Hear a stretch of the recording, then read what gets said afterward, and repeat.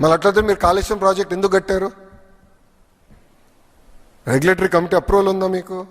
Clipping చూశారు కదా, నారా లోకేష్ మన ప్రెస్ మీట్లో మాట్లాడుతూ కాళేశ్వరంకు అన్ని అనుమతులు అసలు ఉన్నాయా, అసలు అనుమతులు తీసుకొనే కట్టారా అని ప్రశ్నించాడు.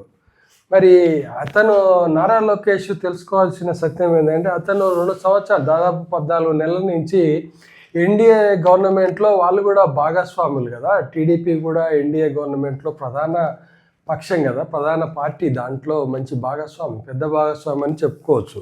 ఎందుకంటే సెంట్రల్లో ఇలా టీడీపీ బలం లేకపోతే మోదీ గవర్నమెంటు నిలబడదు కూడా ఒక విధంగా చూస్తే.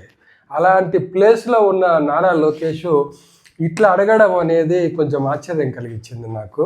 ఎందుకంటే ఒక గవర్నమెంట్లో ఉన్న అతనే గవర్నమెంట్ పర్మిషన్ల గురించి ప్రశ్నిస్తున్నాడు. మరి ఏడాదిన్నర నుంచి మరి అది నిజంగానే తప్పుగా కట్టుంటే కాళేశ్వరము, మరి సెంట్రల్ గవర్నమెంట్ ఏం చేస్తున్నట్లు, వాళ్ళ మీద ఏమన్నా కేసులు వేసిందా, మరి ఎవరినైనా అరెస్ట్ చేసిందా చెప్పాలి. నారా లోకేష్ ఊరికే మైక్ ఉంది కదా అని చెప్పి ఏదో గెయిన్ ప్రజలలో గెయిన్ అంటే సింపతి సంపాదించడానికి, ఆంధ్రప్రదేశ్ ప్రజల్లో సింపతి సంపాదించడానికి చెవుల్లో పువ్వు పెడుతున్నట్టు తప్ప, నిజమైన వాస్తవంగా ఒక మినిస్టర్ అయి ఉండి, మంచి యంగ్ లీడర్ అయి ఉండి, చదువుకున్న వ్యక్తి అయి ఉండి ఇట్లా చిలిపి ప్రశ్నలు చిలిపి ప్రశ్నలు కాదా మరి? ఎందుకంటే కాళేశ్వరానికి పరిమితులే లేకపోతే మరి ఇన్ని ఏళ్ళ నుంచి మీరు 14 నెలల నుంచి మీరు గవర్నమెంట్లో ఉన్నారు కదా, మరి మీరేం చేసినట్టో సమాధానం చెప్పాల్సిన అవసరం అయితే ఉంది.